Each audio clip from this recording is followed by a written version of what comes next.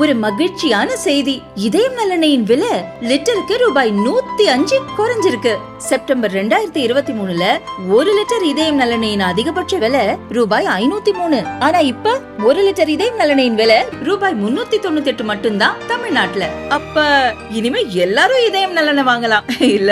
7 தலைமுறைகள் பாரம்பரியமிக்க ஒரே சித்த மருத்துவ ஸ்தாபனம் சேலம் சிவராஜ் சித்த வைத்தியசாலை. ஆண்கள் குறைபாடு மற்றும் குழந்தையின்மைக்கு பக்கவிளைவு இல்லாத சிறந்த முறையில் சிகிச்சை செய்து வருகின்றோம். தொடர்புக்கு 9842722500. உச்ச நீதிமன்ற தீர்ப்பை ஒட்டி தான் இந்த விஷயங்கள்லாம் பேசப்படுது. வரலாற்று சிறப்பு மிக்க தீர்ப்பு அப்படின்னு ஒரு பக்கம் பேசிக்கிட்டே இருக்காங்க. இப்போ இதில் இந்த பக்கம் இந்த ஒரு சிக்கல் இருக்குன்னா, இப்போ ஆளுநர் மசோதாவை அந்த காலக்கெடுவை மீறாரு, இல்லை காலக்கெடுவே ஒன்று இல்லை அப்படின்னா அது யார் ரெஸ்ட்ரிக்ட் பண்ணுவாங்க சார்? இப்போ அது ஒரு பெரிய சிக்கல். காலக்கெடுவே இல்லைன்னா காலக்கெடு வச்சிருக்கணும்னு ஏன் அந்த சட்ட வல்லுநர்களுக்கு இந்த அரசமைப்பை உருவாக்கணும் உங்களுக்கு தோணல? இல்ல அதுதான் இப்போ உச்ச நீதிமன்றம் 6 மாசத்துக்குள்ள ஒரு சட்டமன்றமோ பாராளுமன்றமோ திரும்ப கூடணும் ஒரு காலக்கெடு இருக்கு. ஒரு சட்டமன்றமோ பாராளுமன்றமோ இன்னைக்கு கலைஞ்சிருச்சு அப்படின்னா 6 மாசத்துக்குள்ள அடுத்த சட்டமன்றம் கூடிடணும். அது ஆட்சியே முடிஞ்சிருந்தா கூட சரிங்களா, அப்புறம் லீவ்ல இருந்தா கூட என்ன சொல்ல, முதல் சட்டமன்றத்துக்கும் அடுத்த சட்டமன்றத்துக்கும் 6 மாசம் கேப் தான் இருக்க முடியும். இது ஒரு ஃபிக்ஸ் பண்ணிருக்காங்க, 6 மாசம் ஃபிக்ஸ் பண்ணிருக்காங்க. ஒரு ஆர்டினன்ஸ் கொண்டு வரீங்க, அவசர சட்டம்னு கொண்டு வரீங்க, அந்த அவசர சட்டத்தோட ஆயுள் காலம் 6 மாசம் தான் வச்சிருக்காங்க. ஒரு எம்பி வச்சிருக்காங்க லோக்சபான்னு 5 வருஷம், ஒரு எம்பி வச்சிருக்காங்க ராஜ்யசபான்னு 6 வருஷம். இவ்வளவு எல்லாத்துக்கும் கெடு வச்ச அந்த கான்ஸ்டியூஷன் அத்தாரிட்டிஸுக்கு ஜனாதிபதியும் ஆளுநரும் முடிவெடுக்கிறதுக்கு ஏன் டைம் வைக்க தெரியலையா? அவங்களுக்கு தெரியாதா? அது யாரா நம்ம சொல்லி தரணுமா? அப்ப என்ன மாதிரி சட்டம்னா நாளைக்கு வரலாம். அப்போ முடிவு. இப்போ நாளைக்கு கேட்குறேன், இந்த தமிழ்நாடு சட்டமன்றத்தில் ஒரு தீர்மானம் போடுறாங்க, நான் சென்னை உயர்நீதிமன்றத்துக்கு எந்த அதிகாரம் கிடையாது, நாங்கள் தான் சொல்லுவோம் அப்படின்னு. ஆளுநர் அதை அனுப்பிடுறார், ஜனாதிபதி ஒப்புக்கிறார். இவங்க நீதிமன்றம் ஏற்குமா? ஏன் ஏற்காது? ஏன்னா நீதிமன்றத்தில் அதிகாரத்தில் இவங்க தலையிடுறாங்க. இவ்வளோ எளிமையானது தான். அப்போ காலக்கெடு இல்லை அப்படின்னா சீக்கிரம் விசாரிங்கன்னு சொல்றதுக்கான அதிகாரம் அவர்களுக்கு இருக்கிறது, அவ்வளோதான். ஆனால் அது எத்தனை நாள் சொல்றதுக்கான அதிகாரமே நான் முரண்படுறேன். எனக்கு அப்படி எத்தனை நாள் சீக்கிரம் விசாரிக்கணும், அவ்வளோதான். as soon as possible அப்படின்னு சொல்லி சொன்னா எவ்வளவு முடியுமோ அவ்வளவு சீக்கிரம் அர்த்தம். அப்ப எவ்வளவு சீக்கிரம் சொல்லல, ஓகே அப்படி மாற்றி யோசிப்போம். உச்ச நீதிமன்றங்களை விட்டுருங்க, உயர் நீதிமன்றங்களை விட்டுருங்க. இந்தியாவில் எந்த நீதிமன்றமாவது எந்த வழக்கையாவது எத்தனை நாள் எடுக்கணும் கணக்கு இருக்கா? ஒரு வழக்கு இன்னைக்கு நீங்க தாக்கல் பண்ணிட்டீங்க, எத்தனை நாள் ஜட்மெண்ட் கொடுக்கணும்னு சொல்லியிருக்கீங்க, திருப்பி சட்டத்தை எங்கேயாவது எந்த கோர்ட்டுக்காது? ஏன் இல்லை? அப்ப நம்ம ஒன்று நாளைக்கு இதே சட்டமன்றங்கள் பாராளுமன்றம் சேர்ந்து ஒன்று தேர்வு எல்லா கேஸ்லையும் 30 நாளைக்குள்ள ஜட்மெண்ட் கொடுக்கணும், 90 நாளைக்குள்ள அப்பீல் முடிச்சிடணும். நடக்குமா? ப்ராசஸ் இருக்குல்ல சார். இப்போ நீங்க ஒரு கேஸ் அப்படின்னு நம்ம எடுத்துக்கிட்டோம்னா ஆளுநருடைய வேலை ப்ராசஸே இல்லாத சும்மா மோட் வேலையை பார்த்துருக்க வேலை நான் நினைச்சேன். அப்படி கிடையாது சார். பட் ஒரு அதிகாரத்தை மாற்றுவதற்கான ஒரு விஷயம், அதோட கான்சிக்வன்ஸ் யோசிக்க வேண்டாமா? ஒரு நாளைக்கு வேற ஒரு உங்களுக்கு புரியுது மாதிரி, நாளைக்கு தமிழ்நாடு சட்டமன்றம் நம்ம எல்லாருமே பேசிட்டு இருக்கோம், கச்சத்தையும் நாங்க மீட்டுட்டோங்க அப்படின்னு சட்ட தீர்மானம் இல்லை, மத்திய அரசை வலியுறுத்தி தீர்மானம் இல்லை, நாங்க மீட்டுவாங்க, இது எங்க ஊருங்க அப்படின்னு சொல்லி நம்ம போய் 4 பேர் நின்றோம்னா என்ன ஆகும்? தமிழ்நாட்டினுடைய மண்ணு நம்ம எல்லாம் நீங்க ஒத்துக்கிறீங்களே, கச்சத்தீவு நம்மளது நீங்க ஒத்துக்கிறீங்களே, நான் ஒத்துக்கிறேன், நம்மளது அநியாயமா கொடுத்துட்டாங்க நீங்க ஒத்துக்கிறீங்களா, நான் ஒத்துக்கிறேன், ரைட். அப்ப நியாயம் தானே. அப்ப நம்ம போய் வாங்க போய் எடுத்துக்கூட சொல்லிட்டு சட்டமன்ற தீர்மானம் போட்டு சட்டமன்றம் எடுத்துட்டாங்கன்னு ஒத்துக்க முடியுமா? இரு நாட்டு கான்சிக்வன்சஸ். ஸ்ரீலங்கா நேரா போய் சைனாட்ட போய் உட்காந்துருவாங்க, பாகிஸ்தான் போய் உட்காந்துருவாங்க, என்னத்துக்கு ஆகும்?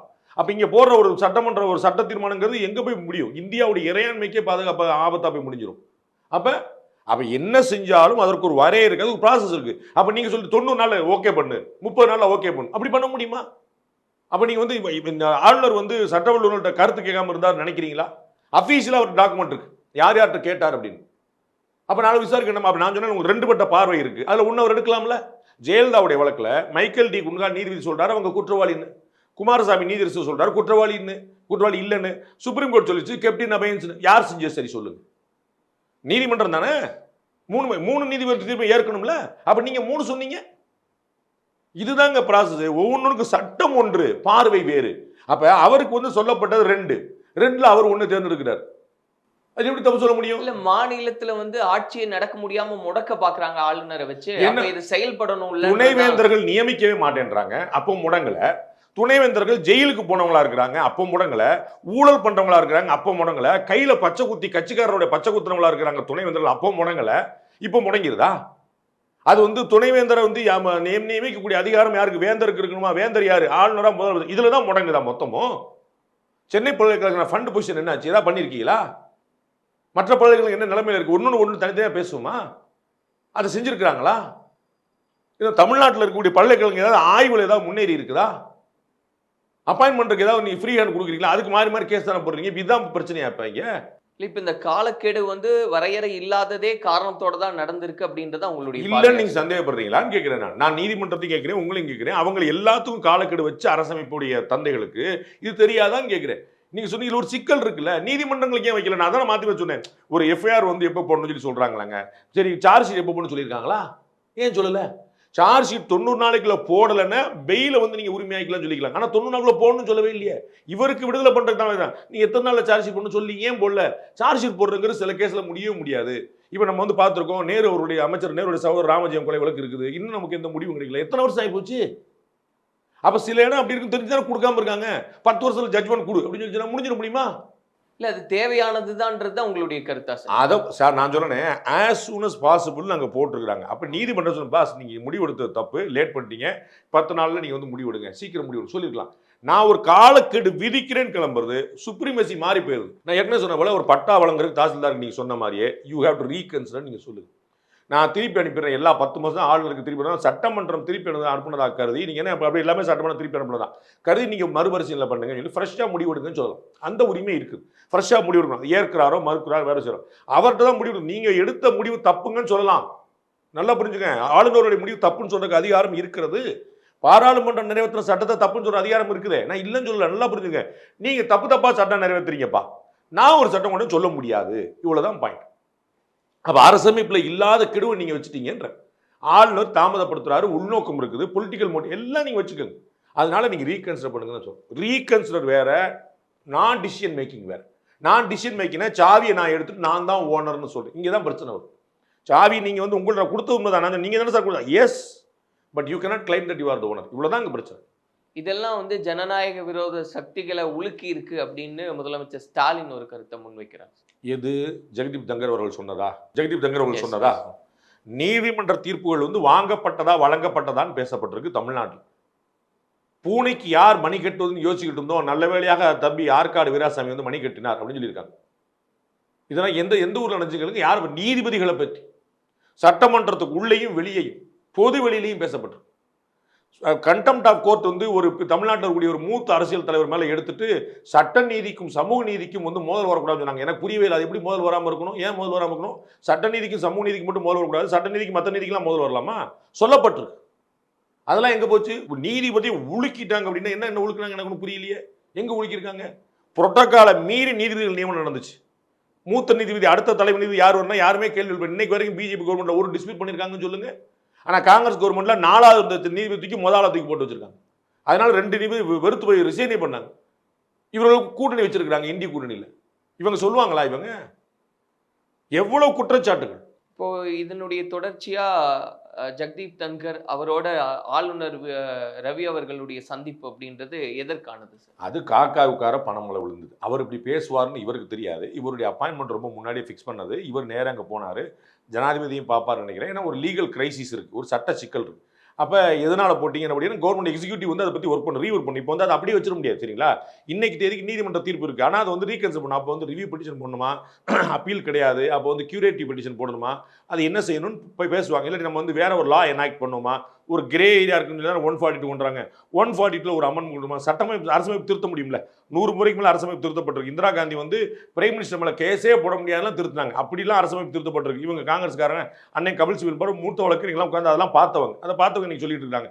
அப்போ இன்னைக்கு நாளைக்கு என்ன செய்யணுங்கிற கோர்ஸ் கரெக்ஷனுக்கு வந்து தேவைப்படலாம். அப்போ ஒரு சைடாக போயிருக்கு ஜட்ஜ்மெண்ட். அப்போ நம்ம வந்து அது நியூட்ரலாக திருப்பி கொண்டு வரணும்னு சொல்லிட்டு இவங்க 2 நாளுக்கு ஒரு பக்கம் யோசிக்கலாம். அப்போ வந்து கட்டாயம் ஆளுநர் அவர்கிட்ட தான் அந்த கிரைசிஸ் ஆரம்பிக்குது. ஸோ ஆளுநர் கருத்து கேட்பாங்க, ஜெகதீப் தங்கர் கருத்து கேட்பாங்க, குடியரசுத் தலைவர் கருத்து கேட்பாங்க. குடியரசுத் தலைவரே உச்சநீதிமன்றம் 143 சொல்லுது. குடியரசுத் தலைவருக்கே ஒரு டவுட் வந்துச்சுன்னா அவங்க வந்து சுப்ரீம் கோர்ட்டை கேட்கலாம். Supreme court to suggest. நல்லா புரிஞ்சுங்க, supreme court has to suggest. அப்போ திருப்பி அங்கே யார் பெரியாள்னு யோசிச்சுக்கோங்க. உங்களுக்கு புரியுங்களா? இது ஒன்றுக்குள்ள ஒன்று இப்படி கிளப் பண்ணிடுறதா அந்த கான்ஸ்டியூஷன். இவர் பெரியாள் அவர் பெரியாளுங்கிறதே கிடையாது. அப்போ 143 என்ன சொல்லுதுன்னு கேட்கணும்ல? 142 இதை சொல்லிருச்சு, 143 அப்போ நாளைக்கு இது நடக்கலாம். அப்போ இவர்கள் வந்து ஒரு டிஸ்கஷன். இந்த பேச்சுக்கு பிறகு இந்த சந்திப்பு நடந்தது எதேச்சு. அந்த சந்திப்பு வந்து தீர்மானிக்கப்பட்டது. இன்னும் பல சந்திப்புகள் அங்கே இருக்கும். முன்னாடியே அதை ஃபிக்ஸ் பண்ண டேட் தான். ஆமாம். அவர் இப்போ என்ன பேசுவாருங்கிறது இவருக்கு தெரியாது. அவர் வேற இடங்கள்ல பேசுறாரு, அந்த இடத்துல இவர் கிடையாது. இவர் முன்னாடி அப்பாயின்மெண்ட் வாங்கி வச்சிருக்காரு, அதுக்கு முதல்ல இதை பேசுறாரு. ஸோ அது டிஸ்கஷனில் தான் இருக்குது. நீங்கள் சொன்ன போல அது ஒரு பெரிய டிபேட்டை கிளப்பி விட்டுருக்கு. நீங்கள் அதனால கேள்வி கேட்குறீங்க. அது மாதிரி அந்த டிபேட் இருக்குது.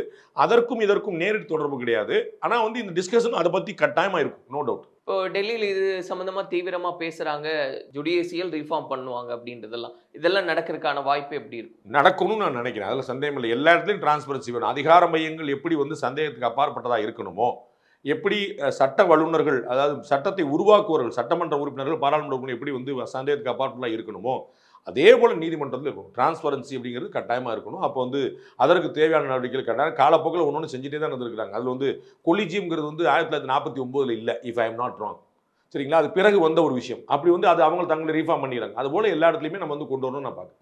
அதுக்கான பேச்சுக்கள்லாம் நடந்துக்கிட்டு தான் இருக்கு. முயற்சிகள் கட்டாயம் என்ஜேஎஸ்சி அப்படி தானே கொண்டு வந்தாங்க. என்ஜேஎஸ்சிக்கான டாக் வந்து நரேந்திர மோடி கொண்டு வந்தது இல்லை, அது ஏற்கனவே இருந்தது. நரேந்திர மோடிக்கு அந்த துணிச்சல் இருந்தது, முயற்சி பண்ணார். அது வந்து நிராகரிக்கப்பட்டிருக்கு. திரும்பி மாற்றி முயற்சி பண்ணாங்க. மெதுமெதுவாக பண்ணாங்க. அந்த ரிஃபார்ம்ஸ் வந்து கட்சிக்காரங்களை கூட்டு நீதிபதிகளாக போட்ட காலம்லாம் உண்டு. இவங்களாம் நிறைய இதெல்லாம் பண்ணியிருக்காங்க, கட்சிக்காரங்களாக இருந்தவர்களே. அது மாதிரி நிறைய பேர் வந்திருக்காங்க. அப்படிலாம் இல்லாமல் நேரடியான ஒரு நியமனம். மார்க்கண்டே கட்சி அவர்கள் வந்து நீதிபதிகள் நியமனம் பற்றி என்னெல்லாம் சொல்லியிருக்காரு நீங்கள் தயவு செய்து பார்க்கணும். தமிழ்நாட்டில் இருந்தவர், அவர் நீதிபதிகள் நியமனம் பற்றி என்னெல்லாம் சொல்லியிருக்காருங்கிற பார்க்கணும். அப்போ அது மாதிரி நிறையலாம் இருந்திருக்கு. அதை தாண்டி வந்து ஒரு நிதானமான இவங்க ஓவர் ரீச் பண்ணிட்டாங்கன்னு திருப்பி அவங்க ஒரு ஓவர் ரீச் பண்ணாங்கன்னா ஒரு கான்ஸ்டியூஷனல் கிரைசிஸ் வந்து உங்களுக்கு புரியுங்களா? அப்படின்னா நானே சண்டை போட முடியாது. அப்போ வந்து ஓகே ஒன்று வேறு மாதிரி போதுங்க, அப்படியாங்க அப்படி இருங்கன்னு சொல்லிட்டு திருப்பி நிதானமாக என்ன, அதுக்காக தான் இந்த டிஸ்கஷன். நீங்கள் சொன்னீங்க இல்லையா, குடியரசு துணைத் தலைவரோட என்ன டிஸ்கஸ் பண்ணார் ஆளுநர்னா, இது தொடர்பான விஷயங்கள் தான். பிரதமர் வந்து குடியரசுத் தலைவரை போய் பார்த்தாரு. இது மாதிரி நிறைய விஷயங்கள் வந்து ஒரு டிஸ்கஷன் ஓடிக்கிட்டு இருக்கு. நம்ம வந்து எப்படி நிதானமாக யாருடைய மனதும் நோகாமல் சட்டத்துக்கு விரோதமாகவும் இல்லாமல் எப்படி செய்யலாம்னு தே வில் டிஸ்கஸ். தமிழ்நாடு எப்பவுமே